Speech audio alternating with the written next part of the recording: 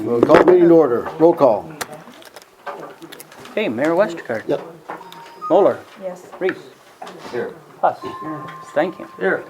Councilor Waltman will be absent. Okay, this is a goal-setting meeting, but if anybody has any public forum would like to speak now, otherwise we'll move on.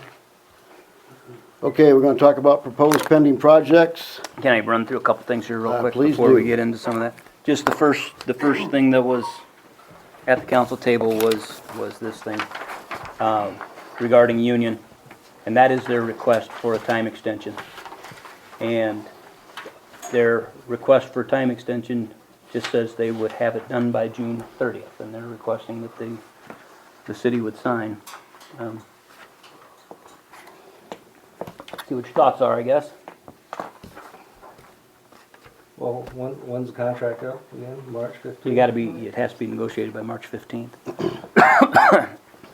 Well, let's see where we're That's at. why you seem like you wanna have you could extend, but not that long. Middle of April would be.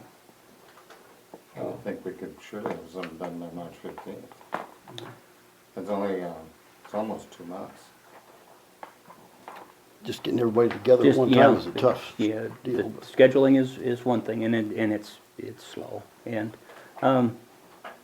in this case, it may not be to the city's advantage to have a quick settlement either, so. But, I'd just throw that out there, April 15th would be a great day. March 15th or April 15th? April 15th. Extends it 1 month.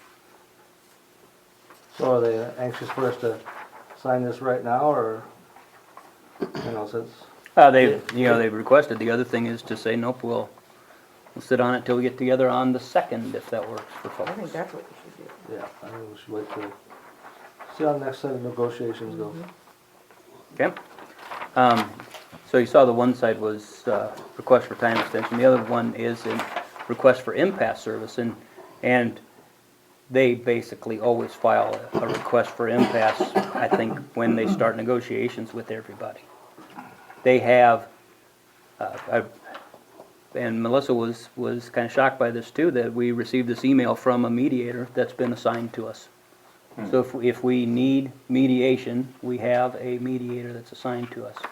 And there's one time of free mediation, is my understanding. That's what it was last go around, so I think it's one free. But February 2nd at 6 o'clock works for folks? Okay, we'll plan on that. And then before we get into some of the other ones that were on the agenda, Mayor, this is a real quick update on Lagoon, and it doesn't say a whole lot on this email from Bob Veenstra. Because I just asked him for an update, what's being done and what's left to be done. Is there anything that we need to be doing? Are you looking at a bid letting date? And then you see what his response is, that they're working on a lot of the design of equipment and specs for the equipment, but they're still waiting for final approval from DNR for the site plan and the facility plan. Okay, so basically a lot, they are waiting for that next hurdle to clear before they can proceed too much further. So they have not looked at any of the bid letting dates yet. But will they come out and do an on-site inspection, or? They'll have to, yeah, they'll come lead to come to the site, and they're looking specifically for that site separation distance. So we talked about that 1,000 feet. They'll contact us when they do that? Not necessarily, I don't know. And we can't take the trees out. What was that reason we had that environmental study? Bats. This time it's not bats, but it is, the environmental clearance is not done on the site. And if we're gonna, even though we would be paying for it out of city funds directly, if it's associated with the project, they suggest you not do anything because it can upset your financing. Well, we won't do that.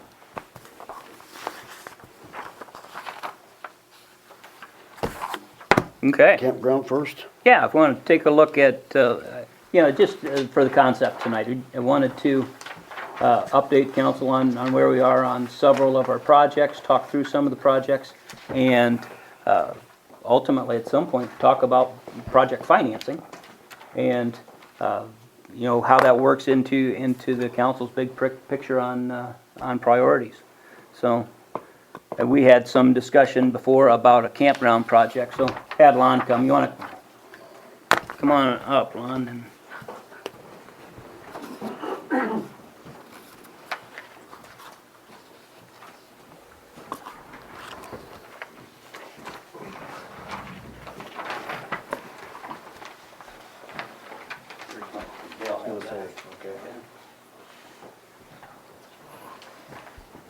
so we're, Lon and I got together with Ruth this morning and the mayor. And we went through some of those discussions on proposed places for improvements in the campground. So here's a proposal from the staff about what we'd really like to see. And it's the map there, and we'll explain the map, but it's those steps on the bottom that I typed in there would be kind of the proposed project. So the idea is that the lots circled in red, we'd combine some of those lots, make them bigger, and get it to drain properly so it drains over to a new soil. But we're really choosing that area because of drainage purposes. But you just want to talk through that a little bit, Lon? Well, as a couple of years ago when we did the B section there, all the water from the area in red is draining over through B section. And of course we put another culvert in there. It has a hard time handling all the water coming that way. So it was our proposal to maybe take this area circled in red and change the direction of the flow there. And what we'd do is probably run a tile up through there. We'd also talked with the folks the other day. We had a meeting about putting in a bioswale there or a rain garden of some sort along that fence. And they were kind of iffy on whether it would work there, but we still can make the water run that way. Maybe help free up some of the water that goes over to B section. And I think one of the reasons we picked this section is if we can get the water to run to the east, then it'll make it easier to grade for the next time you guys want to do another section, which would be 164, 139 up in there. I don't know what section that is, but right next to the red. We would continue then to run that water to the west. If you look above the red, that's all running toward that green spot at the top of the page. That's what we done last year, which would be like lot 61 through 51, 62 to 76. Now keep in mind, I think Ruth wants to take out some lots there, make the lots a little bigger. I think we can get sewer to it. If we raise it up about a foot, we can get sewer into that section, which seems to be a high priority anymore. Mm-hmm. So just kind of looking at those numbered items at the bottom, just that this would require that we haul in dirt, and it's a substantial amount of dirt, and Lon was talking maybe 1.5 foot at the one side to really be forcing water to go back to the east. Have a chance to move that road further to the east, maybe about 10 feet. So the road comes pretty close to the fence right now. Just know that the area on the east of the fence is also public ground. Okay, so a lot of this bioswale may actually be there on the public ground where the fence sits now, or maybe a little further to the east. So we'd install that bioswale and hopefully drain it to the lake. So the concept of a bioswale is where you do the amended soil so the water percolates in as quickly as you can, but water percolates into a tile that's at the bottom. So, you know, if the elevations work out there right, we would do this tile. And it helps to drain that entire area there by those homes up on Crescent Park Drive. But the other thing about that is that likely is a good project to be financed through our SRF-sponsored project. Those folks that we met with earlier or last week, they were pretty excited about that as a sponsored project. Number 4 says we'd have to reduce the number of lots, but you're increasing the lot size. 5 is concrete pad. 6, new water, sewer, and 50 amp electric services. So it would just likely be that we would just completely reconstruct it. Because when you're working on resizing those lots, the existing utilities don't work right then. Now we will explore, whether some of the existing utilities can work there or not, but more than likely we're figuring on new utility service through that area. And just number 7 is just a reference point for you for that 2017 or 2014 project in Area B. Cost us $66,000 for 20 sites. And we would look at, there's 24 sites there, and maybe something similar. But would be substantially more dirt work this time than there was before. Just my number for budgetary purposes is probably $100,000. Lon, where would we get the dirt from? Last time we got it out of the dredge site, Would that still be a But possibility? there's yeah? still I don't quite a pile think, there. but it's all clay. All we got left is clay. Oh, okay. But, if they're gonna be dredging, I don't know if they'll let you in there to get any of that dirt out of there or not, whether it be dry enough to get at it. We'll find out. Yeah, Timing on this, if the council were interested in doing this, what we would do is we want to formulate a project before April 15th of this year. Okay, at that time, we start taking reservations for the following year. And if we know that we'd be working on this area, we would, of course, not be taking reservations then for anything for the first part of what would be first part of 18. So you always got to be thinking, 2 years out in front when we're doing something like this. We'd lose some sites, but we charge more money once we do this. We do charge more money, and we find out that those concrete pad sites are the ones that are used the most. Oh, so.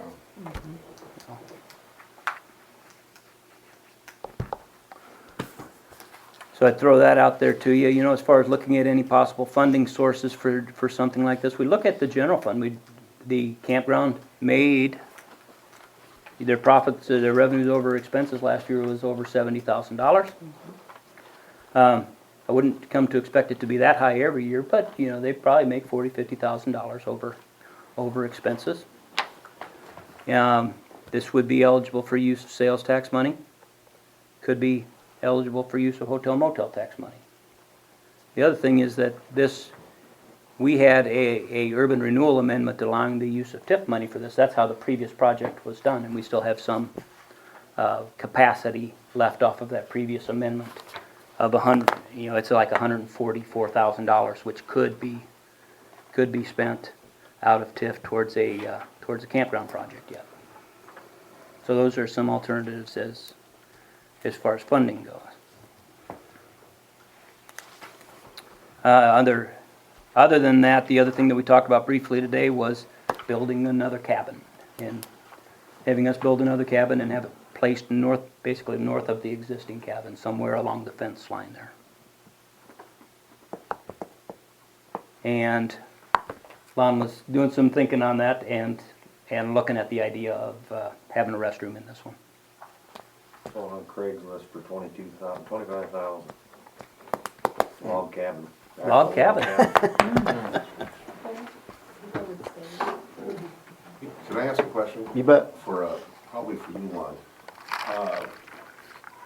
Raising that soil a foot and a half, would it be a possibility that we could start that work on, say, Tuesday right after Labor Day weekend of 2017, so we don't lose the revenue and disrupt the camping, and then do a full court press on it during the September, October, maybe part of November, then pick back up again maybe in the latter part of March? Ruth mentioned the Halloween weekend is huge, and it's all rented out for that Halloween weekend, and Yeah. so she was. Pushes it back one more month. That's the end of September. Yeah, Yeah. but, yeah, we can start at any time When Ruth says we can start. When the roof said. Yes, that's right. That's our dominion.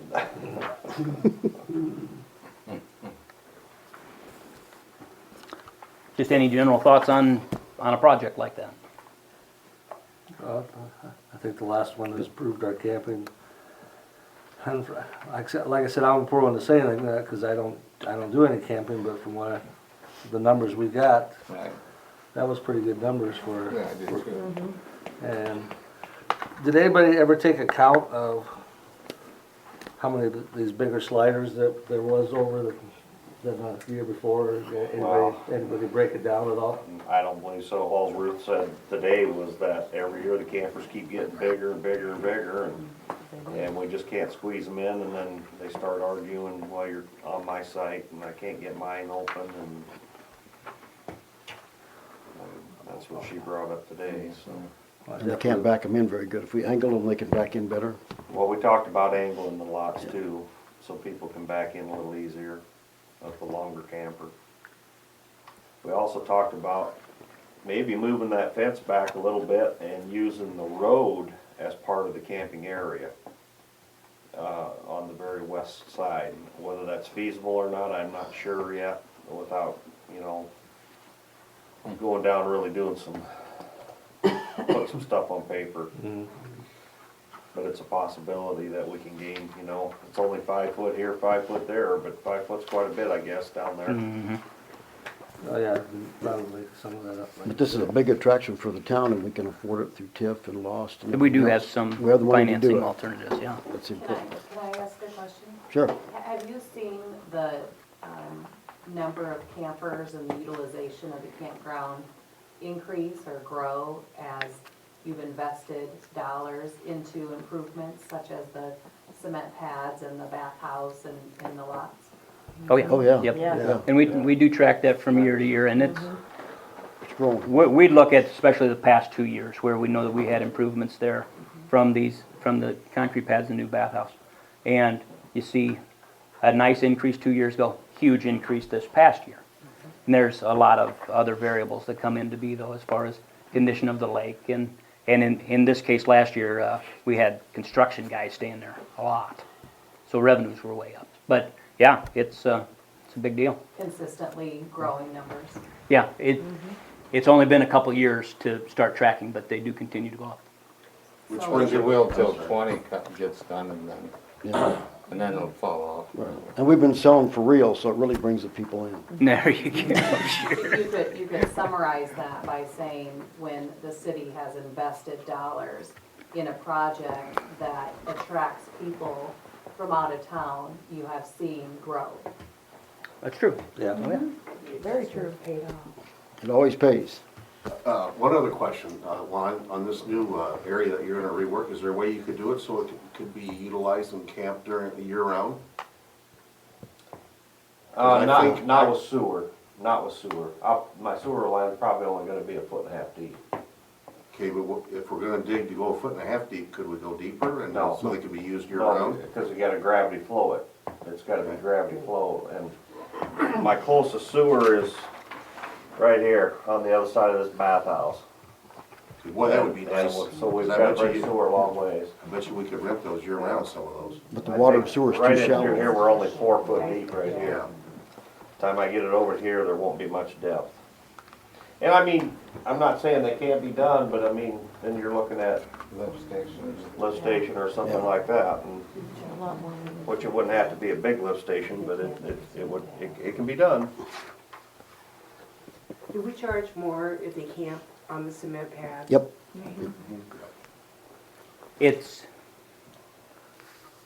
We charge the 50 amp rate, which is the highest rate.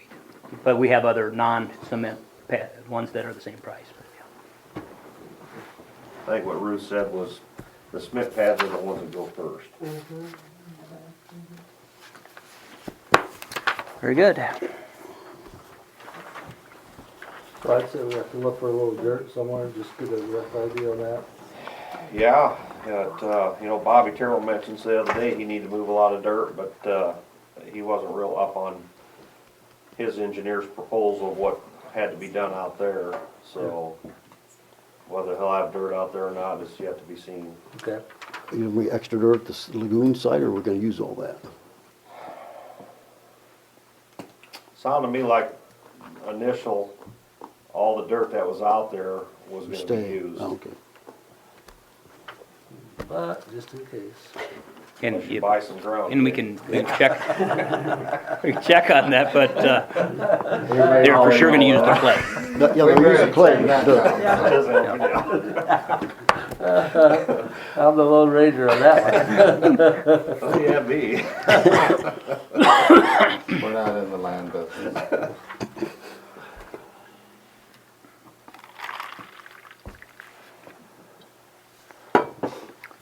And the maintenance shop? Yeah, just a couple things on that maintenance shop, and really, it's just that we have a cost estimate. Lakeview Lumber put that cost estimate together for us. The cost estimate is $132,500, okay, and that includes labor to erect the building. It does not include concrete and drains and electrical and heat, you know, and those type of things. So our estimate still is somewhere around 200. Don't we have some talented guys that could pour concrete, working for the city? Yeah. Not that many guys, you know. What about the electrical end? How, We would do that ourselves, I'm sure. Absolutely.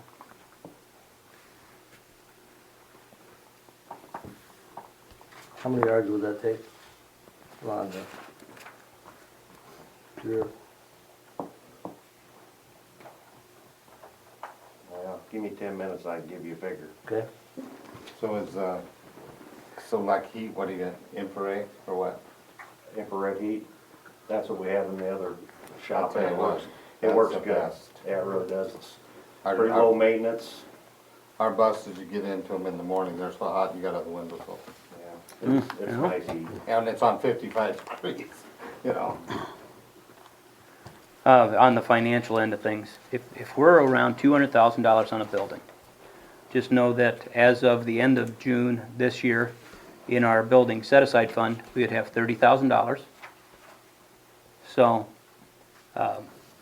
one of the big questions then is, do you want to continue along with the project and try to do it now and finance the remainder, which we could probably do? Or the other thing is just continue for this upcoming budget year to put money into a set-aside fund, and you're looking at 2 and 3 years down the road before you do something.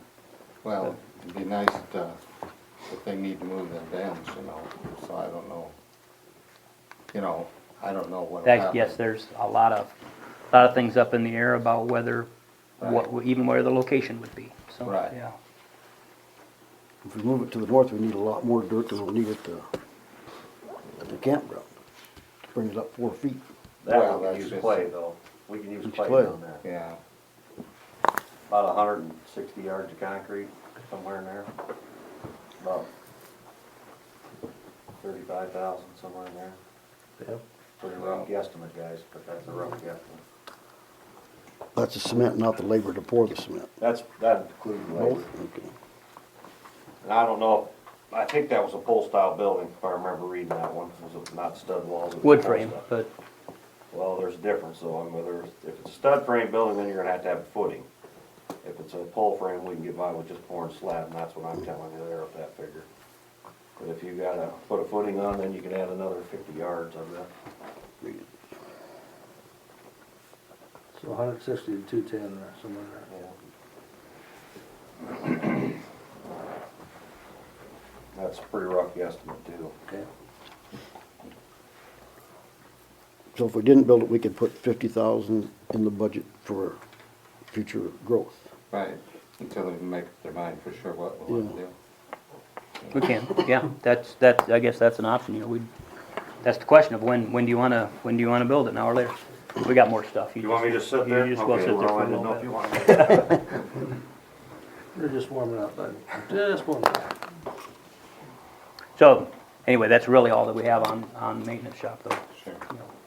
When we get towards the end of the meeting, we do want to get some idea from the council about where your priorities lie on projects. And we'll go through some of the available funding and you can, I guess you can see what's available and how it might be allocated for some of these projects, but it does, certainly involves priorities.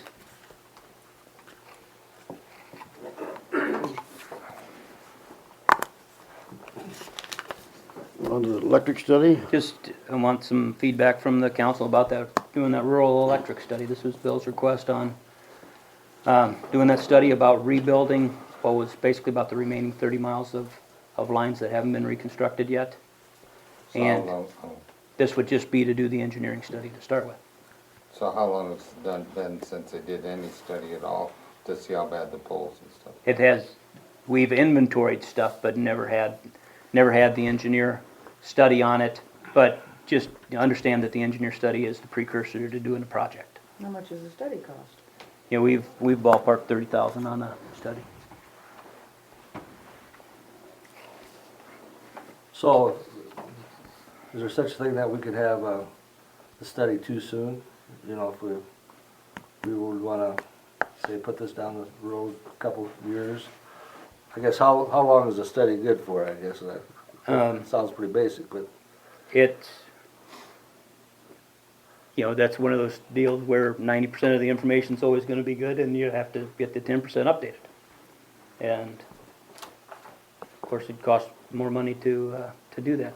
Just a couple points for you. If we look at doing this study that would lead to a big electric project, okay? Just know that we have some outstanding debt in the electric utility already. It's paid off in 2023. And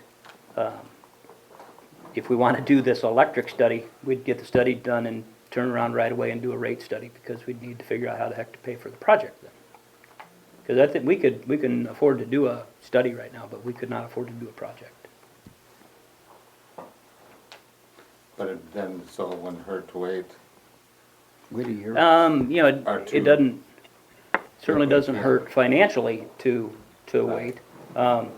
If we wouldn't have the money till 23 anyway, so. Yeah, but Bill said some of those poles are in pretty bad shape. Okay, I didn't, that's what I was Yeah. kinda getting at, yeah. Some of them poles are ready to fall down. Hmm. But they aren't gonna get replaced this year unless you replace just the bad ones, you know? Yeah, you know, if you knew that there was half a dozen that needed to be taken Right. care of right away. But he can find that out on his own too. Sure, But, I'm sure he knows, I think you're right. no doubt. well, could we take a look and see how many poles, that much he's thinking? And we just replace the poles, if that would buy us enough time to, a couple of years, you know, I mean, Even if it's a dozen or 20 pole, you know, it'd still be a yeah, I don't, you know, like I said, I'm not, cheap. If one broke off tomorrow, we could fix it, right? So why don't we fix a couple a week? Is that out of the realm? I think, I think that's the way it ought to be until we can figure out what we're gonna do for sure. well, that's, it's sort of like with a truck, little preventive maintenance is what you're doing there. Yeah, exactly. So I'd like to see an inventory, just see what he thinks really need, Needs it now, yeah. you know, immediate kind of thing. If it's just versus- poles, tightening wire, replacing guide wires, I'm. Cause we just got him a bigger truck, so he should be able to get out. Whatever. Yeah. Well, that's what we got it for. Yeah, it Sure. is. Well, Oh, boy, I don't Talk with know, Bill but about is it per mile, how many poles is there, you know? These are the ones that are in the yards, aren't they, he wants to replace? well, it's both, you know, it would be replacing miles Seven of or eight, I was lines, gonna say. but then it's also replacing meter poles going on to each of the services. Oh. So, because When you our do the whole response, project, I mean, yeah, that would be the idea. Because our responsibility stops at the meter pole. Okay, but it's hard telling where that meter pole is. It is see, most of these usually guys one now, pole though, into the acreage. most of these guys now, like with, say, Glidden REC or SAC, they put twice as many poles as they had per mile too. Mm-hmm. You know, so they don't snap, you know? When We that did was that. that was at FEMA spec. Yeah, We did that. And the ones that are replaced around here are built that way. yeah. So we feel really good about those. It's these other ones. They are 1960s vintage. Mm. And they need to be thought of soon. Sure. I'd say, give Bill, have him get us a, Inventory. yeah, just kinda see where we're at. How about our streets? Streets, Two just a little couple, projects? yeah, a couple things on Lake Shore Drive. Just the first thing is that we've set up that meeting with the neighbors. And that is Wednesday, February 1st, 7 o'clock here at City Hall. And if any of you can come, I think that would be great to have the mayor and council around to hear their input.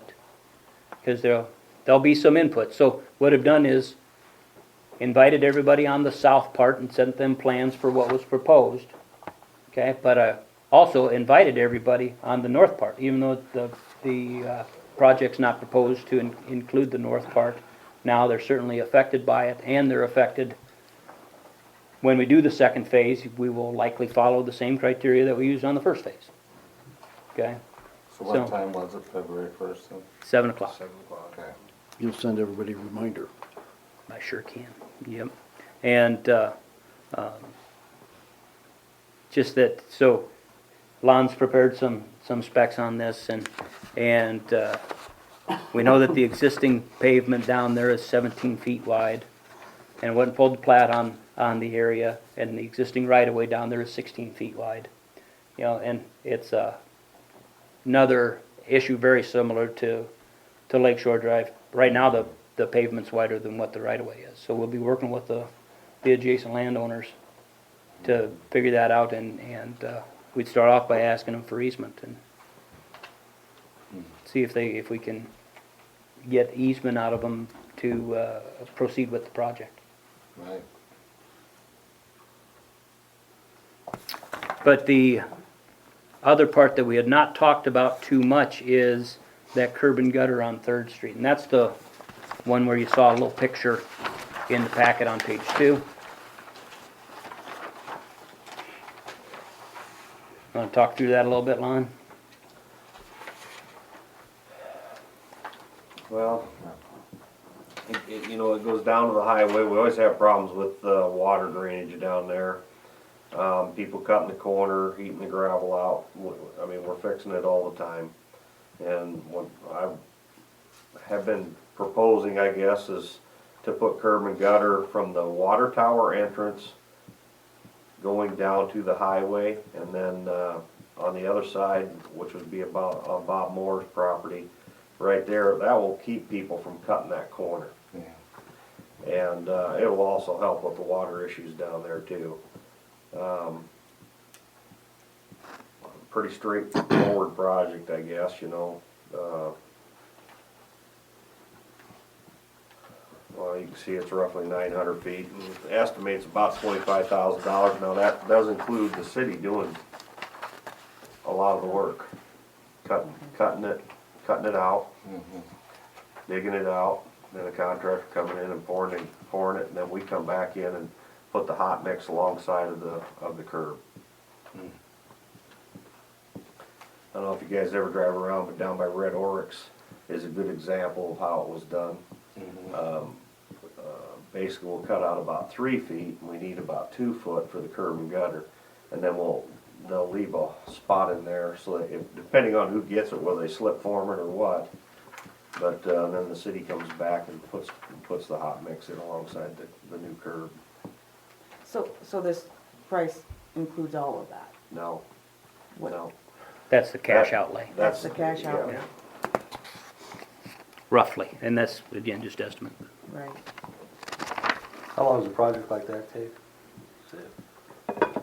Well, you could probably put a timeline of, 2 to 3 weeks. As far as pouring the curb, if a guy comes in with a curb machine, they'll do that in 1 day. What if it isn't in the street project? No. No, it's not. This would be just a separate little side project there. But I want to go through that with you. That's on page 3 of the packet. These are the dollars. With that, and we've seen this before about the expenses of the 2017 street project, the expenses of Sunset Drive. The estimate there on Lake Shore Drive is at $100,000. And then this includes $25,000 then for this Third Street curb and gutter, and total expenses then of $1.217 million. And then you see where the revenues come from. So we get revenues from that debt issuance, so it'd be $1 million debt issuance. We've had special assessments paid on Sunset Drive of $52,000. And then we had $120,000 in street construction funds. So $1,172,000. So if we did all of the projects up on the top half of the sheet, we're $45,000 short.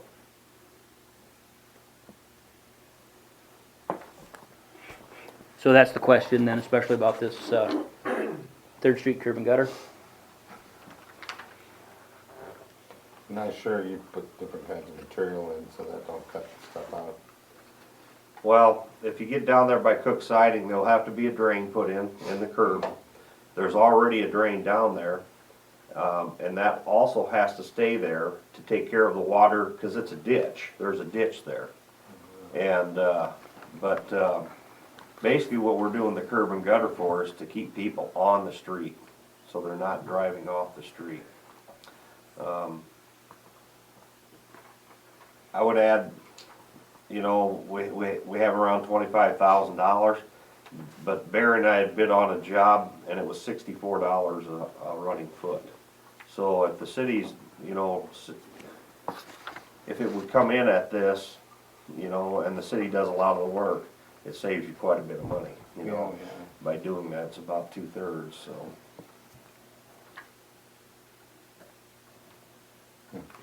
So you're saying that 45,000 could be less than that we're short? No, no.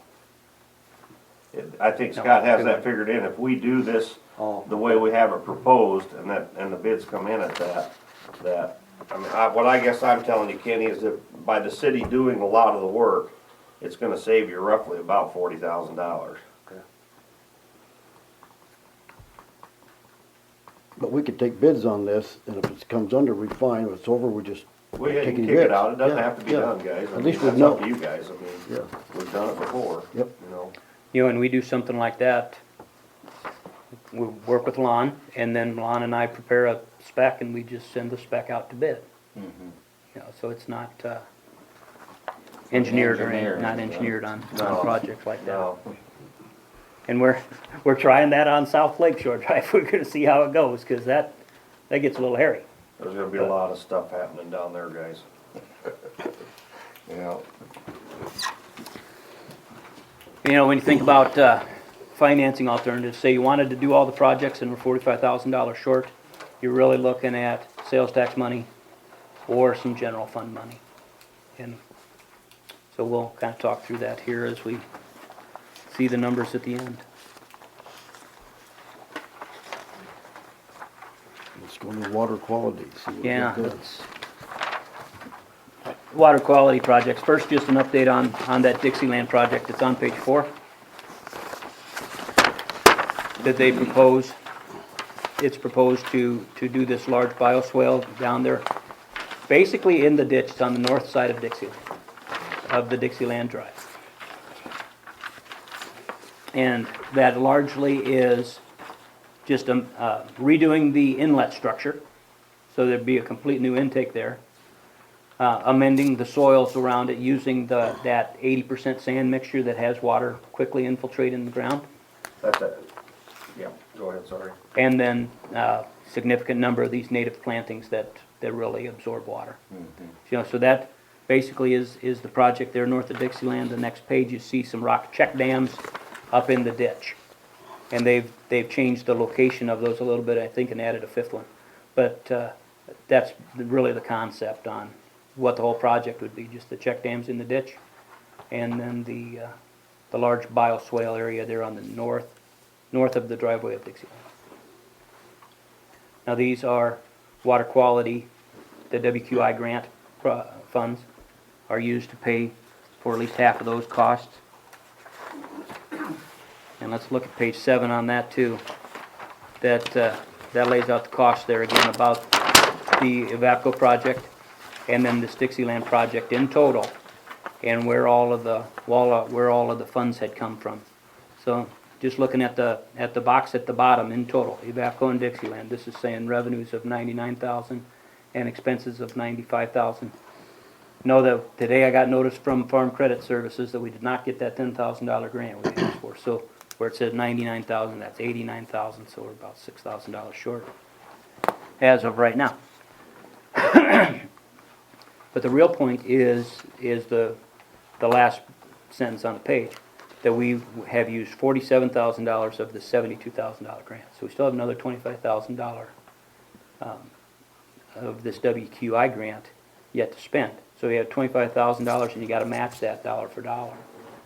So that's why we were looking at these other projects yet, where we had identified that large rain garden there on the north side of Camp Crescent. And when we looked at the Camp Crescent project, that's the green dot.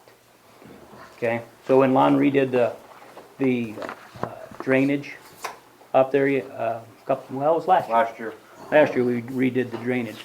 So this would put a large rain garden kind of where that culvert goes underneath the road. And there's, you look at it now, there's a bunch of standing water there, and it's always constantly wet area. And just really a terrific place for a rain garden, because it's very functional there. It's also very high visibility, and people would see what's going on there and try to understand more and more the concept of these green infrastructures. So that would be one proposed project. The other proposed project is on page 11, is to put a little bioswale outside of the curb on the north end of Lakeshore Drive. So there, where we have the curb, just say it's 5 feet off of the curb, and you put a 10-foot wide bioswale, this entire area. And that's treating the runoff that comes off of that street there. How wide would that be? Yeah, just, right now it's unknown, but I'm saying 10 feet. But, you know, it will be a long, narrow strip. It's one of these, so you just say it's 10 feet wide, they excavate down and put in that amended soil mixture is the main thing. And then the plantings, the native plantings that are really water absorbers. We take the curb out. Utilities in that area? We were talking through the utility issues there, and we thought you can see the phone box there, Yeah. but we didn't think there was really a whole well, lot I of. think the electrical cut is in the street. If you see on the other side of you can see a little. Oh, yeah, okay. That's where the electrical runs, I think. There's a sewer in there, but it's pretty deep, so it shouldn't come into play with that. But, one of the things to keep in mind is some of the things that came up is we didn't want to impact any of that where you have your concerts and stuff. And right in here would be a good spot if you started like at that telephone pad and kind of went around the corner. Or you know, toward the gray house there.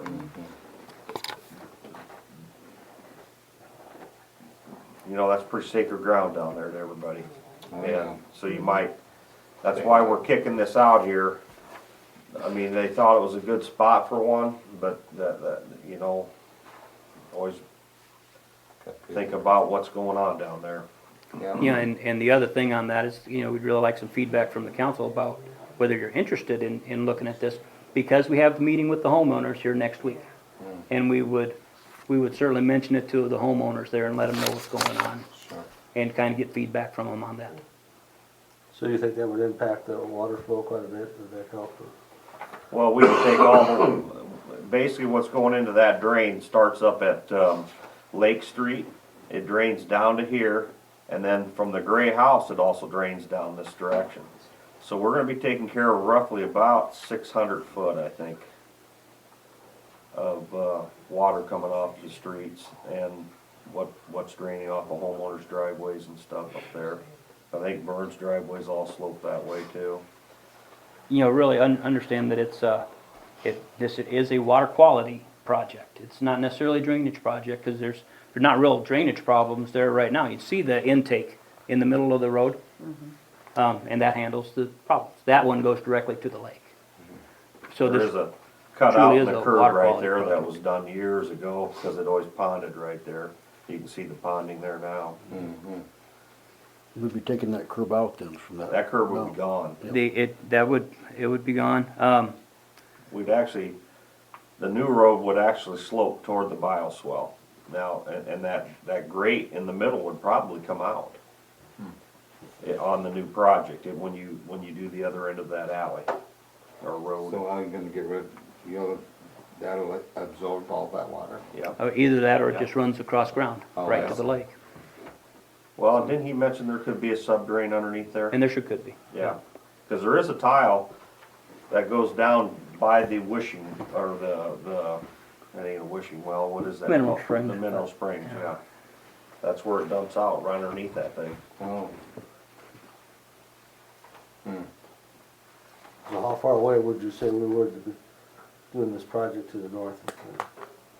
Well, Are we or aren't we? I mean, what's, that's You know, up to money-wise, money-wise. we're talking probably 2 years. It wouldn't be next year, probably year after before we would have money to do it. my question is, you know, if we put that in sooner, will we run into a problem then down the road when we decide to do this and say, Well, I mentioned that with Scott yesterday, or today, that, that's we might be doing the wrong end of the alley. that's, Yeah. Mhm. You might have to tear some of that back out of there. Yeah. that's my concern. You're right, too. I mean, it did come up in the conversation. Because like I said, our luck would be putting it in there and then when we come out to Ripping do it back this, out. ripping it right back out and that's, there's too much unknown as far as I'm concerned. Is that money, that 25,000 you have left, is that got to be spent or not? We'll request a year worth of extension so that all Okay. projects need to be done by the spring of 18. We're fixing the south end, that's where the people have come up and complained, and that's the problem, child. This part here we can live with. Oh, Yeah, and this Well, would just be a, definitely, Yeah, we gotta do the south first, cause it's That's, going That's in always people's been a home problem. garages. you know, I would tell you, we're certainly not married to the projects yet, you know. Oh. If we okay. have Well. plenty of time to back out, you decide you don't wanna do it. Yeah. I'm a big advocate of the Camp Crescent Rain Garden project. I think that's great. Yeah. The That'd green be a good one, the Yep. green one, yep. Well, the other one's good, it's just the wrong, how would gotta do you, the street first. Sure. is there, when we're really busy, they park near there? Is there a way to make sure they don't park in it or you don't? Hey, you're talking on this one, Yeah, yeah? No, I Okay. mean, other than the plants will be growing up, and you would hope they know enough not to drive in the plants. But, Well, there, no kind of fence or. No, nothing, yeah. Rope fence or something like that even. Yes, we hadn't discussed it. yeah, that's something to look at, but it's just, Well, yeah, just. you're right though, that's a wet mess there all the time anyway. well, it is, but like I say, whether you have public conflict there might be an issue. Well, I'm just I saying, know. you know, Yeah, I know. now it's time to talk about it, not later. Mhm.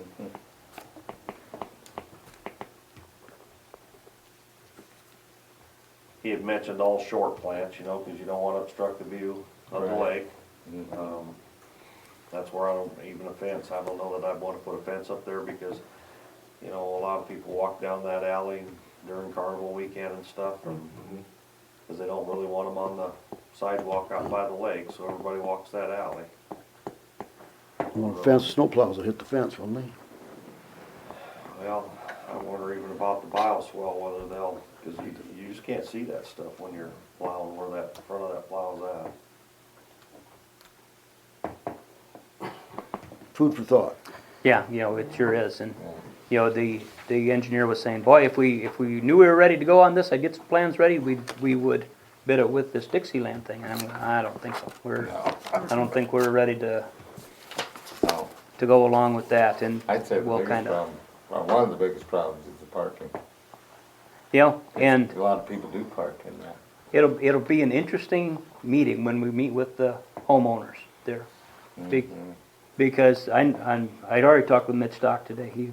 He called and, you know, and the notion of sliding the road out when you reconstruct it For parking. has come up. You mean, oh, along the, inside. huh? Yep, just staying, basically closer to the lake. Rick, we wanted to do that 20 years ago, and he'd have paid for it all, So, but that Give them didn't another happen. call. Give them another call. It didn't happen because of sacred ground, boys. Yep. Mm-hmm. Okay, Okay. well, good, thank you. How about the splash pad? Let's take a look and kind of just bring everybody up to speed on at least the design, everything on the design that's proposed is there on page 8. Just the idea, again, being a big concrete, big rectangular piece of concrete, has that lake design in it, but that is either colored concrete or whether it's just painted on or whatnot is kind of unknown. But that's the basic design, and then on page 9 would actually, the idea is to take that anchor as the centerpiece, replaces the yellowfish. And that becomes then the centerpiece of the splash pad. The cost estimate for that equipment is on page 10. See what the costs are there. And this has the fish, not the anchor. The anchor is more expensive, but grand total cost for materials $45,000. Okay, the cost estimate that we're using, including all of installation, is $120,000. And really, it's just getting to the point where the Hometown Pride came and made budget requests at the last council meeting, and we need some guidance about what would end up in the budget.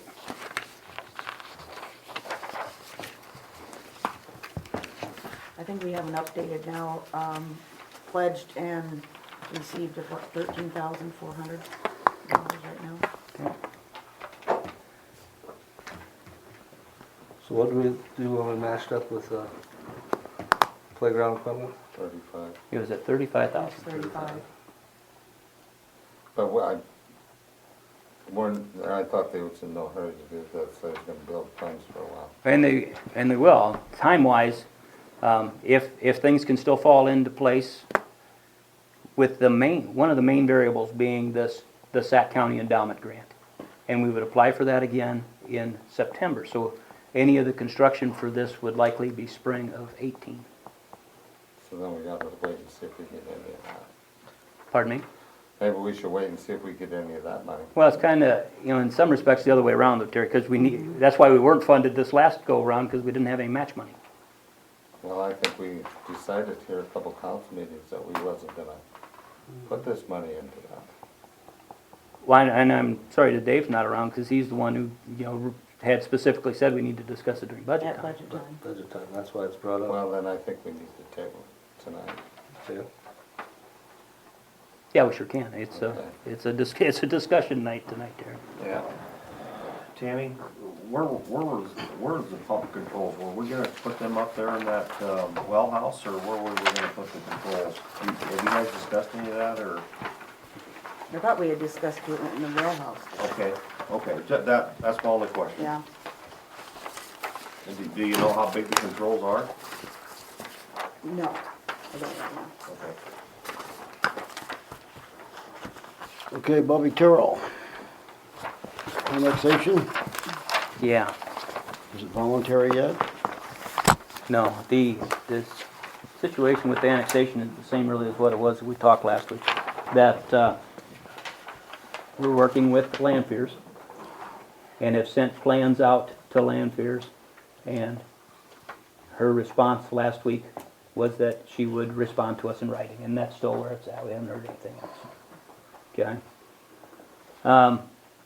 My question to the council is, how long do you want to wait? And do we want to? I've not given her any timelines to work with, or any deadlines or anything like that. So what happens if she don't? What then? Yeah, it gets condemned and you do it anyway? Well, not necessarily. It's that if she would not volunteer to be annexed, then if we would do what's an 80-20 non-consenting voluntary annexation. So, the best case is that you're looking at the picture, and I've outlined Bobby's there in blue, and you see a little bit of purple at the bottom. That's the city limits. Okay, and you gotta reach between the blue and the purple to be contiguous. Okay, so best case there is there's two parcels of land that are affected, and Lanford's own them both. Okay, so we need to somehow become contiguous through there, and the strip needs to be at least 50 feet wide. So at the smallest, or at the minimal strip would basically be the width of the road. Okay, and that may meet the legal requirements. Okay, when I'm talking with the state development board, they would like something other than that. You know, they call this a flagpole annexation. We got a little flagpole there and a big flag of land at the top. You know, and they would hope to avoid the flagpole annexation. But even, especially if they're non-consenting, again, it's an 80-20. So if owners of 80% of the affected acres petition for annexation, up to 20% of the acres can be annexed without their consent. Okay, so it then becomes just defining this land so that it's no more than 20%. And coming up with a legal description, and there is a bigger process to work through then with the development board. And of course you're giving notice to everybody and their neighbors, and What does this cost them except other than tax?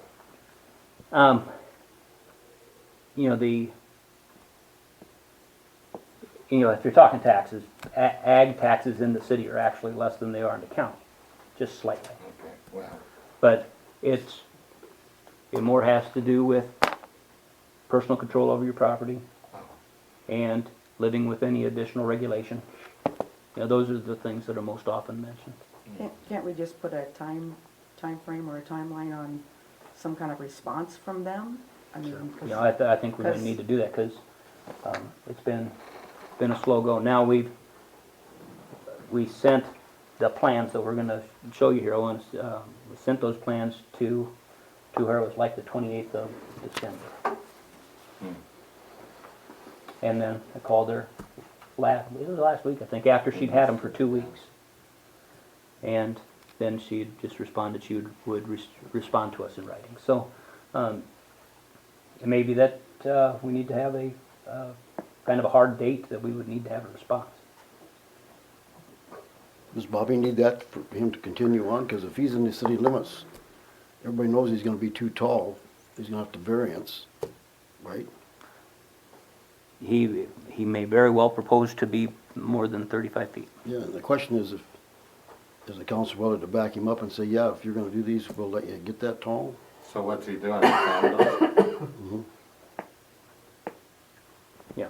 We gotta Be across the road. you remember to the annexation question, but here's the plan.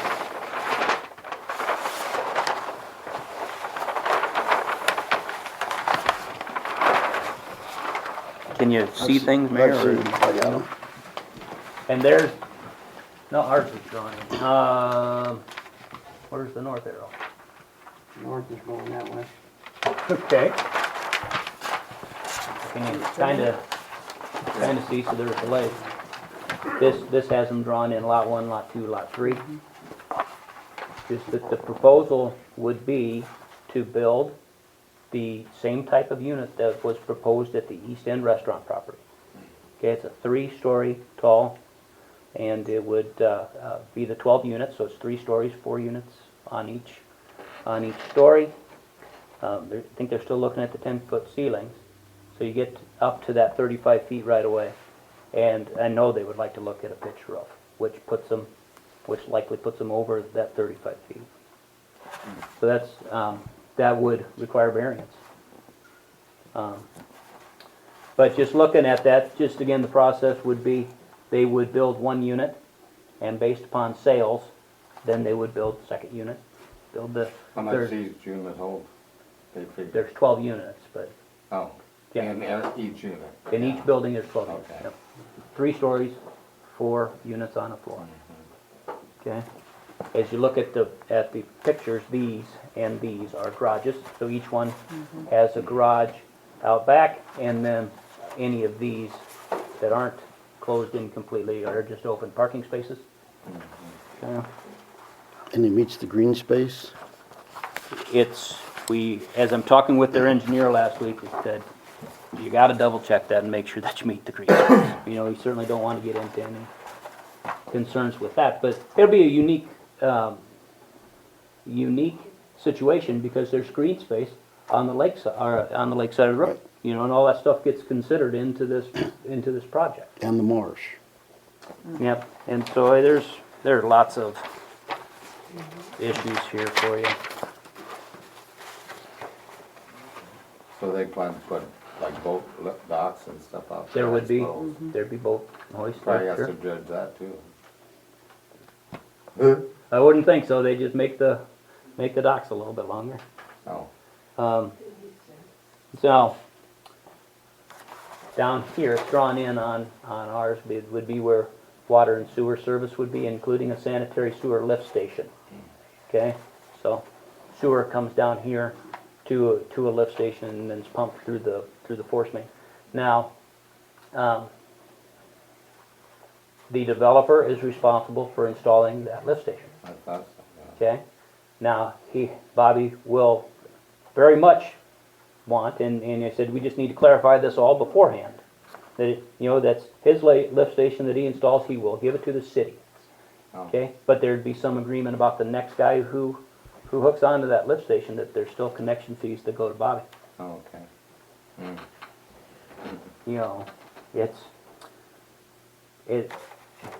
It's something different for Lakeview, but boy, it's not outside of the realm of normal, Those developers are putting in that infrastructure and they get bit.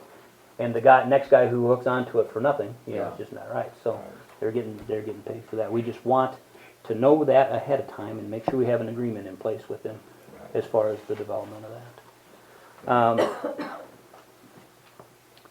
The other thing would be water service, and it's undefined really, but we were talking with them last time, that water service may just very well be stubs across the road into each building. Now we need to define fire protection yet, and know that for sure, and what they would need for fire hydrants. But from the city perspective, that's a real good way to install the water. The city's responsible for water installation. Okay, and when you look at all the parking area through here, that still would be private road. So it's just private parking lot basically. It's not a public road. And as of now, it is not proposed then that it would be a big loop feed water. Because again, if the city has installed water on new developments, and that's the way our subdivision code reads.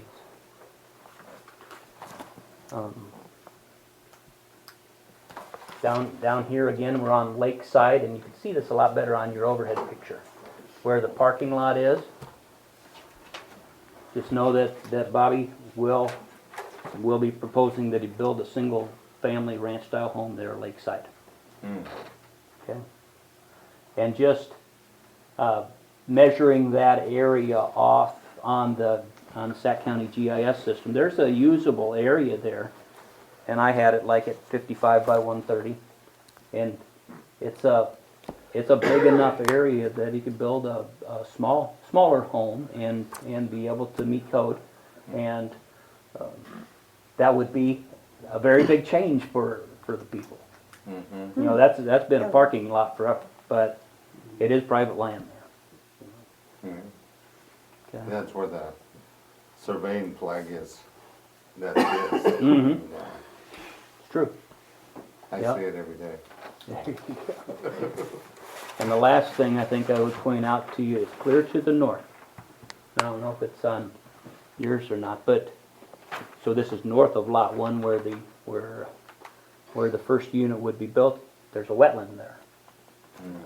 And Mr. Terrell would propose that he would like to deed that property to the city. And would the city be interested in owning a wetland? Yeah, and really it's not, I don't know if It's there's just got any, water grass in it, so. there's no, yeah, I mean, there's always additional liability or whatnot whenever we own property, but Right. in an instance like that, there can be a lot of benefits to the city owning that property if we're continuing to look at green infrastructure projects and what we can do to get water over to that thing so it's treated. You know, it's good. So, I really just want everybody to know what's going on and see if you have any concerns that would need to be addressed right away. Would there be any liability, what would be our liability for that swamp or grass that we, It'd be just like a public land. just like? So if somebody wandered on in there and got in trouble, we would have some liability No swimming signs, probably.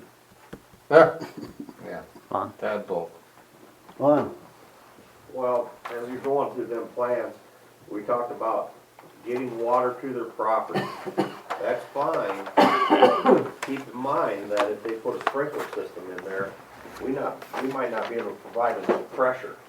So they might have to put a booster pump in. And do you want the city to have to maintain and own that, or should that be Bobby's to maintain and own? That's something you wanna think about. I think if anybody had a sprinkler system and didn't have enough pressure, they'd have to use their own booster pump or whatever, not. I'm not sure, does Evapco have a booster pump? Tobacco does not have a booster pump.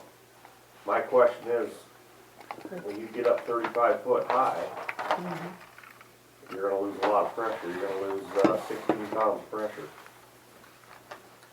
Well, Tobacco was probably 20 foot high, I suppose. But they're up on the hill too, so that, I mean, just keep that in mind, that, so Bobby doesn't come back and say, hey, you can't provide me enough water for my sprinkler system. I don't think the city wants to get involved in putting in a booster pump and maintaining them. How Because if big- you're gonna do 4 or 3 potential taps off of that, you're looking at 3 booster pumps, How big's the main out there? 6 inch, How big is it to Evapco? 8 inch, I think a 10 goes out there, but, well, a 10 goes out there, but it's only an 8 inch feeding that 10. yeah. So if we had to, we'd have to put a bigger line from Evapco down there, That or? won't help pressure. Oh. It'll help volume, Fine. but it won't help pressure. What's one of those cost like? A booster pump, I have no idea. I have no idea. You know, it's all gonna be based off of gallons. It's kinda like up at school, they need one, but they don't maintain it, you know. Well, there's nothing up there either. I thought they said there was a pump up there. There might be in that new ag building. Yeah. I think there is one in that new ag building. That's what they tell me, I don't know, but Yeah, then I we think got you're right. respect, you know. You gotta use a high pressure sprayer, otherwise you ain't gonna pressure, you know. Well, a lot of times the insurance will require that too. Why? Before an outfit will insure it. Well, that could be, I don't know. Yeah. Kind of So back is this to, revenue, is this revenue on this first facility that they buy, are we looking at 51,000 a year revenue? If that's all in place and everything, and then it's gonna double and triple as number 2 and number 3's built? I don't know, Gary, 'cause I gave the wrong numbers last time, so. You know, on the other program, that we were looking at $51,000 of revenue, so I don't know on this one, but I guess, He hasn't given me a value of the property, so. we About all what need the to project would be. ask ourselves on some of these things that he's gonna need. I think we as the city should take that into consideration and work with him because of the revenue it's gonna generate. Just a thought. Sure. Look, where's it, all these parking lots, where's that water gonna go? A drain to the lake, or? It'll have to be a storm sewer, it'll have to run to their lake. No, it goes to the Or the wetland. marsh? It goes to the marsh? It goes to the marsh. You can take Is, that wetland. is what he would propose is that you can fill the ditch. And you'd see him push the hill down, fill the ditch, so that it's a nice steady grade. But there's a big storm sewer in the bottom of the ditch, and several intakes were proposed in what is the ditch now. You know, it takes the water and would flow north to the wetland. Good place to filter it out, the salt. You know, it really is. I mean, that's the, I'm sure he figured it. He's done enough of these and that, you know. Well, somewhat. When he stopped by, his concern was that the engineers were giving him such a high site development cost Oh, that he was, he was just questioning a lot of those things. And we were talking with him on some of those things. What he was quoting was just astronomical on site cost. oh, So, yeah. you know, we would, you get a local guy around here, it could be a hell of a lot cheaper than that. Well, yeah. Well, hopefully this is the right project for the right place. Well, this time. Hopefully. I hope so. you know, that's the idea is without a doubt, it changes the complexion of that side of the lake. Well, But, that and but there's I this area where you have no neighbors out there and you're really starting a new development in Are that you area. going to, you know, end up needing kind of a crossing light or some, or stuff like that, or he will have to do that, or? If he gets one, I want one. I say There's if, homes across the road around the lake, Yeah, you know, it's everywhere. yeah. hadn't even thought about it. I guess I Well- don't see that being a real big deal. Especially on the first one, so there's the 12 families and that's like a small residential area where Right. you just have a stop sign and a controlled intersection. That's what I mean, something to slow it Does he down. have a timeline of when he thinks he would start building? I mean, if he's having trouble with the cost and the engineer and stuff, I mean, It's just not, it's not at all nailed down. But I can tell you what's gonna happen. Is it will get nailed down one day and then we'll wanna start the next day. Yeah. You know, and we just need to be ready. And, He hasn't asked for anything yet. nope. Other than, we need to keep plugging away at this annexation. So I'm back to my issue. You know, are you willing to put a time limit on Lanfear's about responding? I think so. End of the month. You can't keep kicking it down the End of the road month? like sometimes happens, She's had it you for a know? month. We give her the end of the Well, at month. least by the, You know, by the I 15 guess, days. You know, well, that's kinda where I was thinking middle of, February. February. Cause how long does it take you to go through the process to? Annex. to have annex it? I bet it takes 2 months. Okay, I well, was gonna say, at least we'd need an answer. That'd be by- April, May, close to June probably. But you know, you can almost do February 10th, that'd still give her as many days. With the end of January and the 10 days into February. But she's had it for 30 days now, hasn't she? Yep. Close.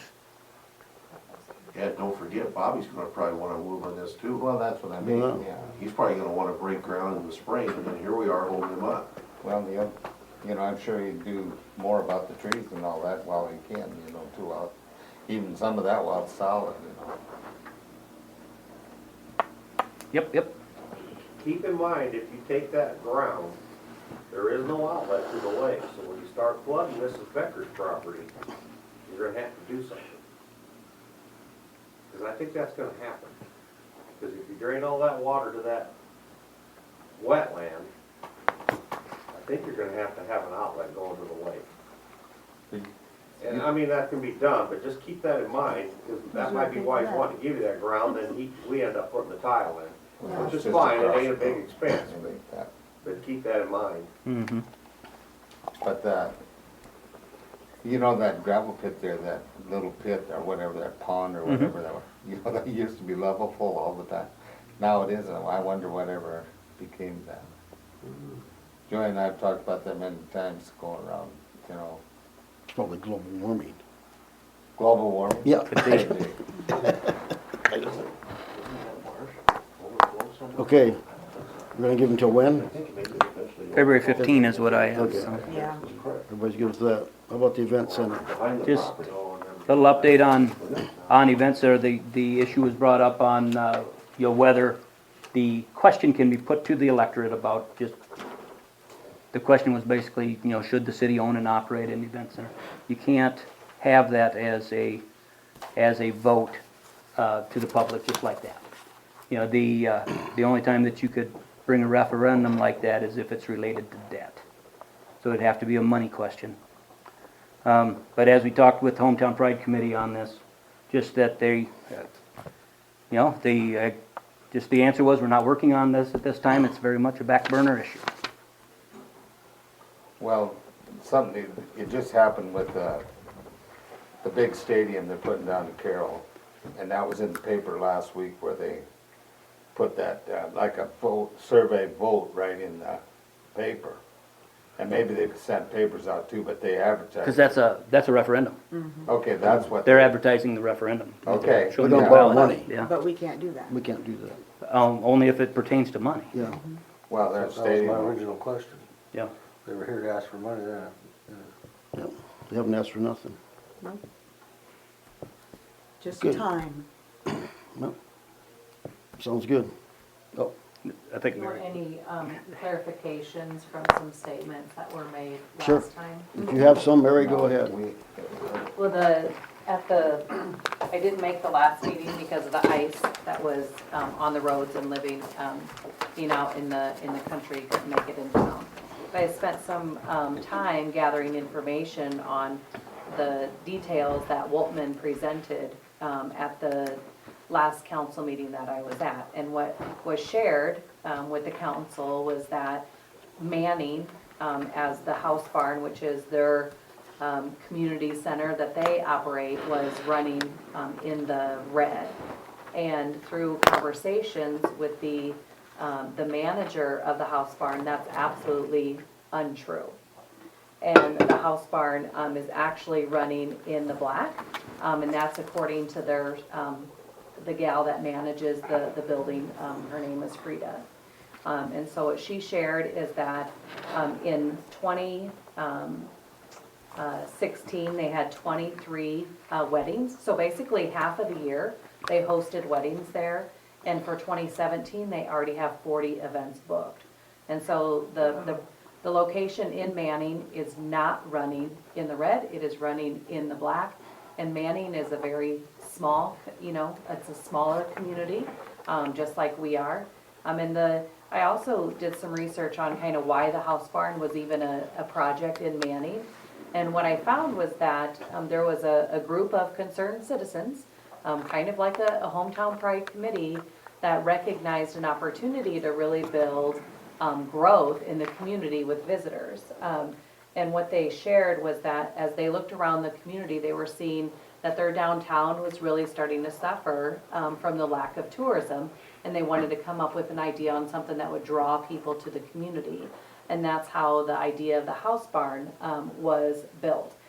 So they were able to bring that to town. They had a huge effort in order to complete the project, and now it continues to be successful with events and drawing people to the community, and that they shared that that they very much believe and see the impact that local businesses are benefiting from the activity of tourism in the town because of the house barn. So they're doing really well from the investment that they made in a community center. And then, so that is the correct information for Manning. I feel very unfortunate that Mr. Waltman was misleading to our council and provided false information. I'm not sure who his source was, but I went to the direct source, which is the person that manages the building. Yeah, but So- wasn't this house barn donated to the city of Manning in the first place? No, it was When they a, moved it over here from Germany? it was a huge project. I encourage you to go online think it and was read German. all about it. You Yep, know, you're right. German guy. Yeah, and it was a huge project that took a lot of volunteers. It's kind of like what we've seen with Hometown Pride, which is a lot of volunteers doing a lot of work in order to make a project successful. But their P and L is showing profit. Yes, And also though Manning's quite a bit bigger than Lakeview. no, Just a few hundred. Yeah, 100 people. It's not that much. and if you would to account for the traffic that we have in the summertime with all of the campgrounds, our population really grows. We have so much From exposure. 1,300 to 3,000. That's a big difference. That's a huge difference. Well, I know it is, but when you lose them, it's a big difference too. We've So- been in business in this town for 15 years. We know. You absolutely do, You Terry. You mean know what during, that's during the like. off the summer months, I mean? It's slower in the winter, is that That's what what you're you saying, Oh, Terry? yeah.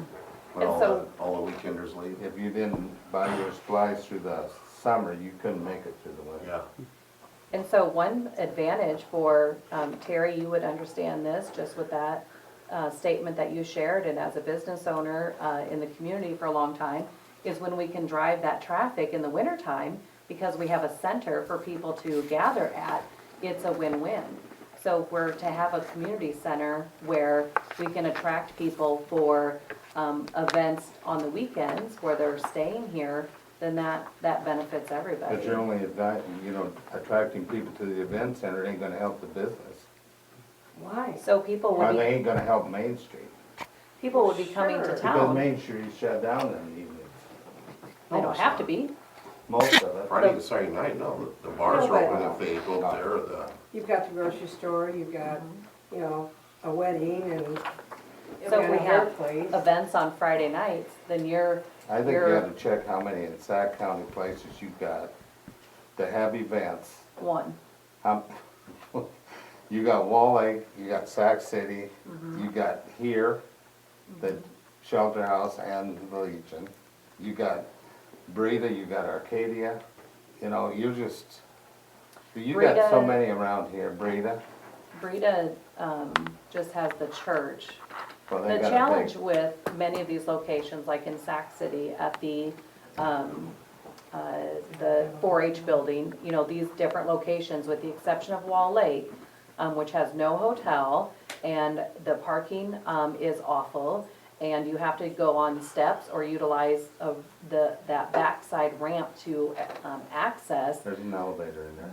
Well, there is, but the perception is that you have to use stairs, and it only fits about 225 comfortably from the experiences that I've had in there, which is about 7 or 8 different weddings, is that, we're able to, have stuff in the wintertime and have the hotel and offer for people to have a cash bar, where these other places, if I was to have a wedding at the SAC 4-H grounds, you have to bring in your own, they don't provide a bar there. So then that financial responsibility falls on the person hosting the event, and people don't want that. I could Lakewood think of- Ballroom too, Terry, all those Well, I places know. use it. You just Lakewood Ballroom competed with all these other areas, they were all here, the Lakewood Ballroom, they had a And wedding they every closed down weekend. because of the new drinking laws. Well, that affects everybody. Yeah, Well, it does, but that's why Lakewood closed down. They couldn't keep the door open because of that.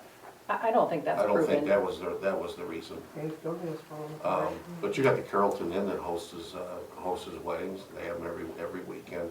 And see, Terry, I can see an event center, being crucial to like their grocery store, for catering, Lonnie's bar thing, for the alcohol, you and your wife, for the bakery goods, I just can think of probably 7 businesses that would benefit.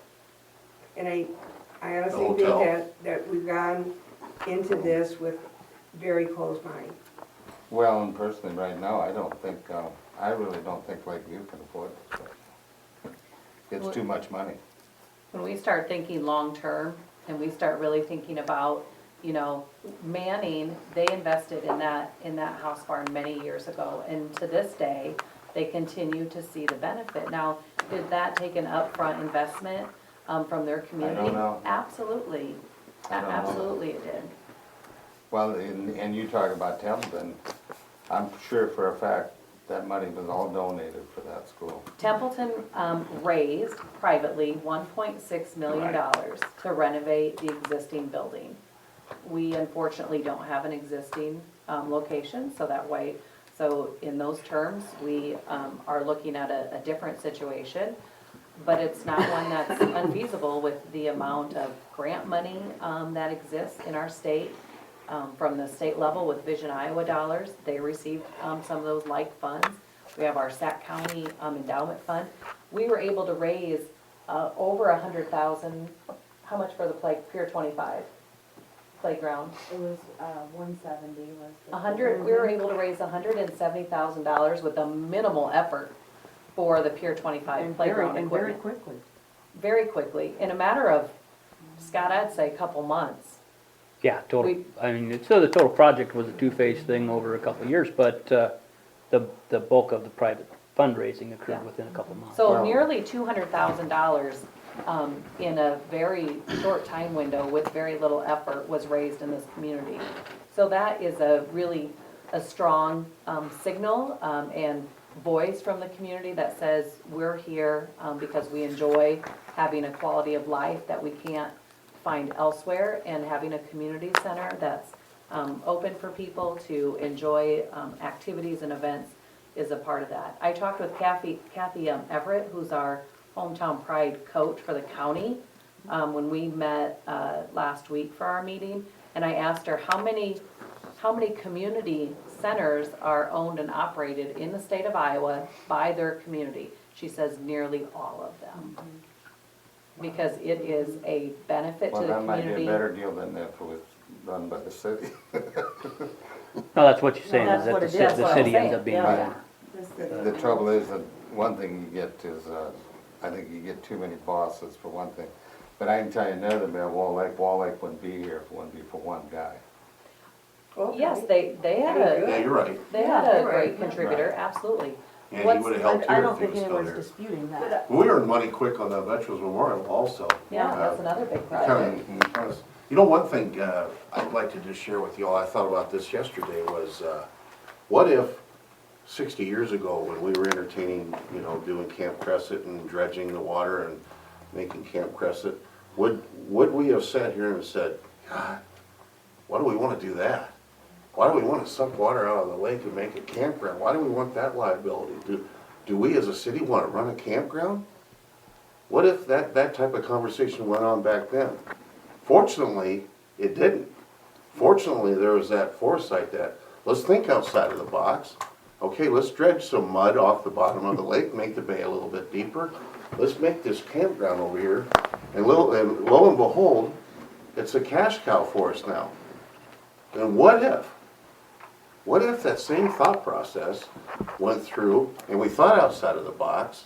And what if we did build this next to the hotel and did things right, pick the right person to manage it when there isn't an event, and be real smart about it? And Terry, you mentioned there's too many bosses, you're right.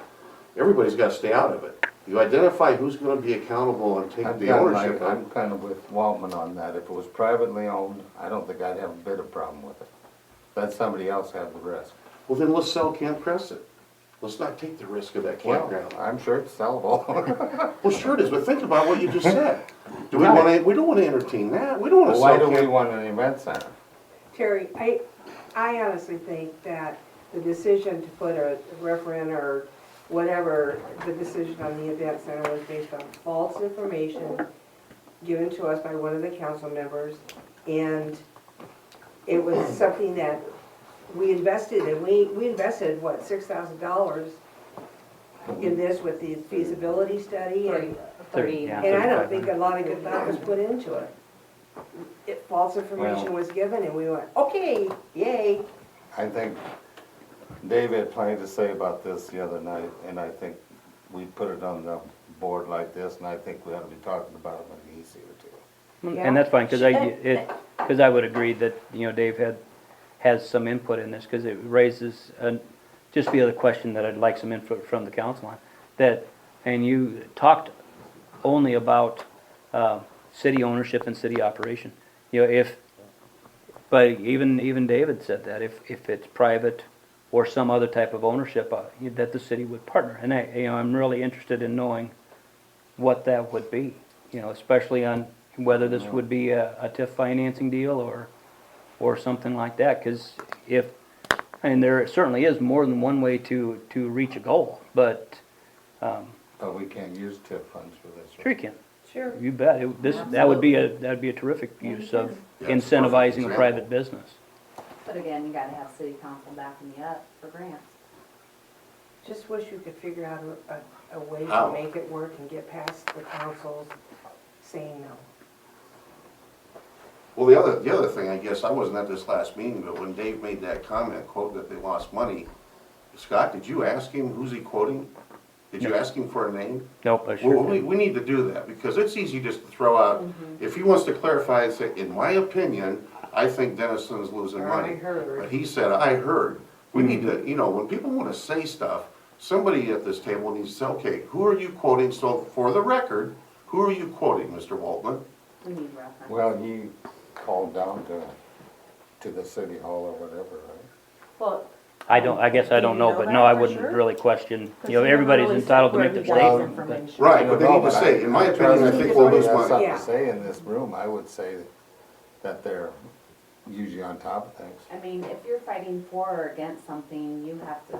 I ain't fighting for or No, against no, or not, no, I I mean, just. like, if a person is She's for using or figure against speech. something, they need to have some proof on where they got their information. Well, he did, he And, had you know, and they proof that teach night. you. He didn't No, offer he it didn't. though, And he they- did not offer it. I mean, they teach us that in school, when you're doing Right. references and, Right. you know, for homework. So the difference is Mary mentioned to all of you who her source is and quoted.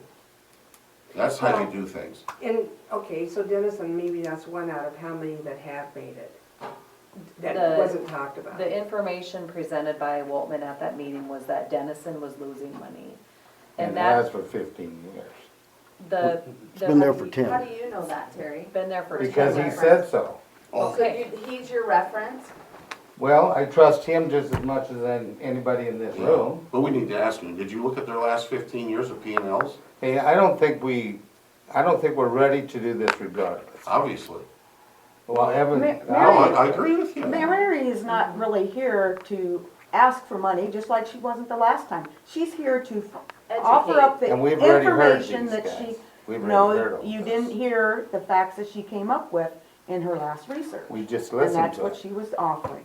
That's The- all I'm saying. There were two different accounts that Waltman presented, which were both inaccurate. And it's unfortunate that he is not here this evening for whatever reason, I'm not sure what that is. However, the information that he presented on Manning basically is flat out untrue. And I would challenge him to really come up with better and more accurate information, because when you talk to the source that's actually running and seeing the profit and loss statement, and it is an entirely different piece of information, it's really hard to trust what he has to say. So then therefore, Dennison was the other information he presented, and that also is not as accurate as he shared, saying that they had been losing money for all of these years. Now, they are paying back some dollars for their place, so that's why they are seeing a loss of $65,000. However, the information that was not shared is that Dennison is receiving zero revenue from their bar. So the piece within a community center that has the potential to bring in the most revenue, Dennison is receiving nothing of that. And that is, if they would have their, bar to offset expenses, they would be running in the black. Unfortunately, what their city clerk, Lisa Cook, shared is that if they were to have the bar revenue, they would be in the black, and that they set it up the wrong way when they started. So with our community center, our idea is that we would receive revenue from rental and from the bar. And so with that, I believe that we could end up in the black. So I really, came here tonight to really clear up some incorrect information that was shared with you. It caused really some hurt feelings, these communities, that their names were blasted in our local newspaper with erroneous information. Yes. Yes. Very, in my opinion, careless to present that type of information, not true, and it's a poor reflection on our council as a whole. That's unfortunate, and I would encourage you to ask questions and to ask for where that information is from, and ask for the resource from going forward. I don't want to come to every single city council meeting to correct information, but by golly, I will. My opinion on what's going on here is, basically this is, break it down, it's probably a 10-step process. We're probably only on step 3, Yeah. because there's a lot of questions to be asked. And again, that's what I said before, we don't want the facts to turn into fiction, we want the facts, and if it really comes out to it, then we gotta make that decision. But we don't know all the answers right now, and I guess the volunteers are doing this, it's not costing us any money as a city, as far as I know, because Moving again, forward, because that's why I asked you guys when you came up there with that, I said, you guys aren't asking for money, and I did think if it was a money issue, then it could go up to the referendum like I thought, but since it isn't, you know, getting the information is important, and getting the right information. I'm sure Dave believes that his information was right too, so again, we've gotta find out what's going on.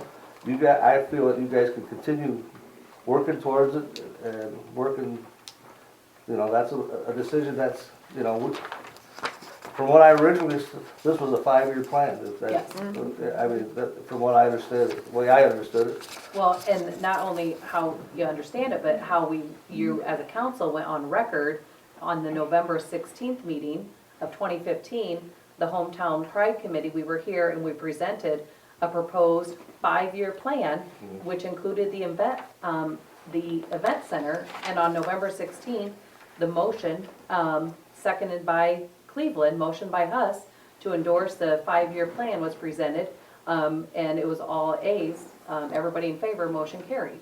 So for us to, you know, work on this for just from November of 15 through basically a year and a couple months later, when you gave us the yes at that time, is, as I shared at the last time I was here, is unfair to our group.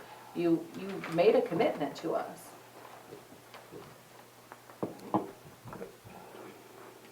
Thank you, Mary. Thanks, Mayor. Any questions for me? Nope. And I thank the rest of the Hometown Pride Committee for being here in support. Okay, how about our lighting on the Betts Memorial? I do want to at least let the council members know that this was brought up as an issue, and it was really brought up as an opportunity from Mr. Quinn. You know, he has had several issues with lighting down there, and we have been able to address some of the issues, and one of them was the streetlight issue. And we were able to address that streetlight issue and put a shield on one side of the streetlight and really addressed one of the concerns. This one deals with the lighting of the American flag. And as you look at the picture in the packet, and you can just see that the lights are on the ground.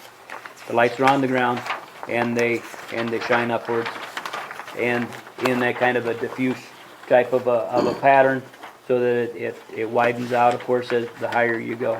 His contention is that he sure would like to have just a more precise, almost like a spotlight type of an arrangement on the American flag, which, you know, talking with Bill, talking with the mayor about this, and boy, we're just struggling with any ways to do that. You know, I need to let the city council know about this. He made an offer of $1,000 to pay for the improvements, but I'm not sure what the improvements would be.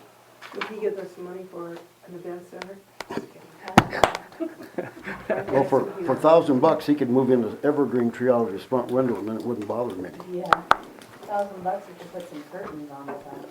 Well, those lights they serve a twofold purpose. They also at night, they shine the plaque on the World War I, World War II. Yeah, yes. Not just the flags. Nobody else is complaining. There's only one guy complaining. As far as I'm concerned, we're doing just fine. Just like I say, I would be in error if I didn't tell the council that he made a proposal that he'd give us $1,000. Okay. Can't put a spotlight on his house to hit the top of the pole. But we've also accommodated him with the other light already. With the street lighting, Shield. with I the, those paver lights are on a different timer now. They go off earlier, and that was, Right. But to do it for one person, I don't think that's right. You know, I had suggested to him that he put blinds on his picture window in his kitchen. That's what's bothering him when he goes out at 3 in the morning to get a cup of coffee. So, Needs a sedative. He'll sleep longer. Some Okay. people are night owls. Well, it's fine. Okay. What's left? Done. Lost Hotel? Just flip the page, we'll look through at page 13 and 14 here real quick. And I got a couple other things for you, but this, and you've seen this about, the amount of funding in the local option sales tax account, and then hotel motel funds. And that the hotel motel funds, we haven't really discussed that, maybe, using those funds for ever, and they continued to increase a little bit year to year. And we would anticipate that it continues to increase by probably another $10,000 next year. But right now, the ending balance as of 6/30/17 would be $66,000 there. With the stated purpose of that funding being community betterment and marketing. And I guess my pitch to the council is if you'd look at funding a splash pad, that you can utilize hotel motel tax money to do it.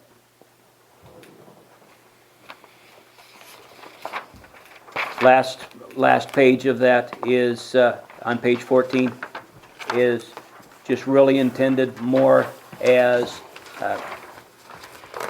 generating discussion and generating any other questions about other potential things that are going on in the community. Because, I look at our to-do list and we got a lot of things on it. But if there's other things that rank up there as a high priority you'd really like to explore, we absolutely should. Did they ever take pictures of that sewer line on the south side? No, Lon was just talking about that again today. It has not been done yet. Better do it before it thaws out. Well, that's already thawed out. Is it? Oh, The frost is out of the roads. We're plowing mud. oh, 'cause he has to go out into the field. He got Well, I stuck know last that, time. but it's there too. You don't see no spreaders or nothing around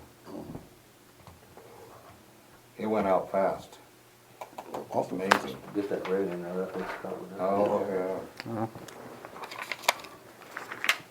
But it'll come back in, I'm sure. Any questions, any comments on this big list?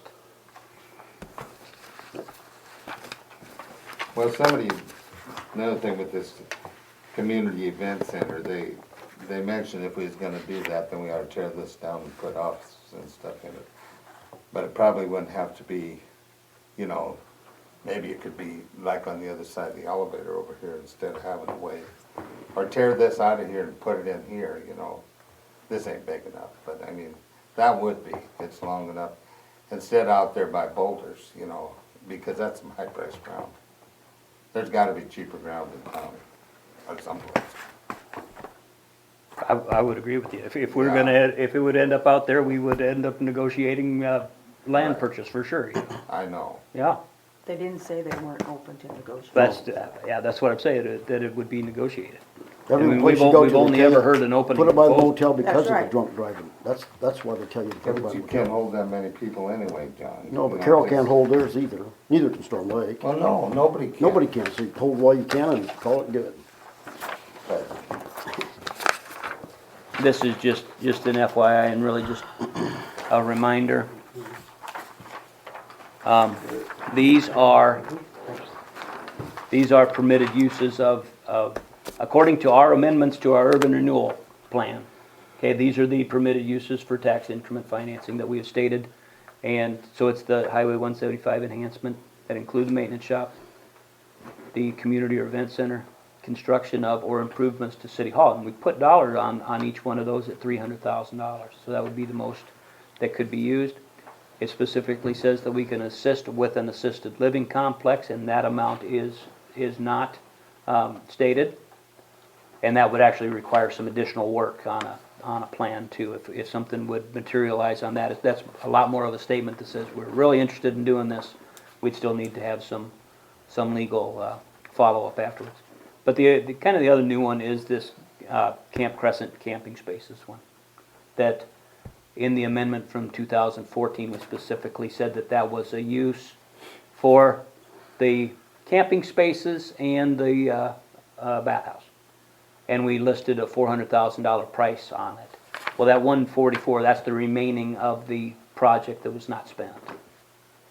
Okay, so just know that that's there and can be utilized as a different type of funding if you would like to utilize some TIF TIF money for a Camp Crescent program. So you could put in space, camping spaces with that. Yeah. And what was the estimate on that? Did you have a comment? You know, my estimate's 100,000. Last project was 65. Then let's take more dirt, we don't have cheap dirt this time, And that'll kill us. this is just this is just a spreadsheet really that you guys can kind of play around with in some regards. If you said, I'd like to fund these projects, these are potential funding sources. So the Okay. maintenance shop, that can tip money used for that? You can, you know, that is a permissible use of the funds. Do you want to? And what people think about it is Yeah, right. different, you know. The only thing bothers me about that is hauling 2 foot of ground. I don't care if it is clay. You know, when we got those, those, you know, is it on? No, that's, it Well, ran out, battery ran The only out. thing is, the bends could be moved. Yep, It isn't like, we're taking the guy out a bit, it's, we've moved bends onto our farm or whatever, years ago. It isn't that costly either. Them bends, that size bend, we Nobody used to wants 'em. put them with a small crane, put a tire, deal kind of through and lift them up, Yeah. But, I don't wanna, take anybody out of business, but, if we could, that's something you might wanna just even wait on if they're getting by, and so you wouldn't have to do that, I don't know. But I know it's something they need too, so, cause we buy a lot of high priced. we got high priced stuff that should be in the shed. That's right. I But can't you believe- don't have to fund it with TIF money. No, well, we can buy that, we got other money we can use. Just Well, you have to my, put there by the bin. my explanation on the top line there, where it says, this is the estimate of unencumbered balances, as in, that's not earmarked for anything. Okay? And in the general fund, you look at our balance, it's a lot higher than that. So what I did was reserved back just 30% of the general fund budget. That is just a rule of thumb about how much balance ought to be. So this 116 is the amount in excess of the 30%. Okay? And then other than that, you got TIF money, and then the non-earmarked parts of sales tax and hotel motel. But So you're talking basically of dividing if you divide the TIF money up into different categories. potentially, You ain't gonna say you're gonna give the motel or the event center the 300,000. that's council decision. You could do what you want to. If you decided we wanted to do that, you sure could. But if you said, no, we want 100 here and 100 here and 100 here, you can sure do that too. But we got enough in the general, the lost, and the hotel motel to do some splash pad plus to build a shed. It's, you can. So just looking at these project costs, that would say 100,000, say for Camp Crescent, that's just an estimate. Maintenance shop is a $200,000 shop, but we got 30,000 in the bank, so that's where that's 170. Okay, the streets would be, let's do all of the streets, and we were $45,000 short. Okay, and where would that money come from? And then splash pad is there, because that was the budget request of the Hometown Pride folks, so. Just, What bothers me more about the splash pad than anything is you can drive by here any given day and that swing set and all that is not used by local people or local kids. It's mostly out-of-town kids, families that come into there and use that. And I'm afraid you're gonna see the same thing with that splash pad. And you don't think those out-of-town people that are coming to town are But spending we've their other already, money when they're we here? already do. We've already got more than most towns do. And I tell you what, if we had a swimming pool and was putting a splash pad aside of a swimming pool, I'd be 100% for it. Because when they have pool breaks, they have something to do. okay, But, see, like Manny's putting one in, a splash pad. right aside of their pool. But how would you like to be at a picnic and these kids go over to the splash pad and how many times you take your bathing suits and stuff along to a picnic? I would Probably never not. tell you that won't happen, cause it probably Yeah, will, could. I mean, but the majority probably don't, and the kids go get all wet, you know, and and that's, That's you know, part that's of part of fun. being a kid, yeah, but, anyway, I can see Grandpa getting wet. yeah, there you go, that's right. I can see me not getting wet, or Joy, but The thing is, the splash pad is, they're just looking for matching funds. They're not saying, hey, we want the city to do the whole thing. We're saying, just do what you did for them, like Pier 25. Just, you know, put an amount that you're willing to match, and then if Well, we and I raise thought- it, then match it. If not, you don't have to worry about I was thinking we could do that closer when it got to the end like we did with Pier 20. it. But that's why we didn't get that grant this last time when we applied for it. Well, Because the but we city still didn't got show any till backing. September to decide that, right? You know, and that's true, but and you'd always have that choice anyway, if you budget the money, you know, it's Right. budgeted, it's not authorized for expenditure until you authorize the expense. But it would be budgeted and be able to utilize as matching funds mainly for grants, you know. Well, but I still say we ought to have, it'd be nice if Dave could be here. Yeah, you know, and this is I just, don't argue just that. I planning. agree. It's just Yeah. planning session, I agree. and, You that, know. really, it's just here for talking And I'm out, just- that's, Well, and that's what, good time to loosen my tongue here, because I, you know, get this off my chest, because it does bother me that fact. Yeah, I'll tell you what, these tablets and games are a big thing in these kids' life today. oh yeah. You know, and you think, you know, we have a wonderful trail and, you know, but it isn't the kids that are using it, it's the adults, you know, which is great, you know, but the kids don't want to go ride the bike. Did everybody see that email that Jim Millinacher sent? Mm-hmm.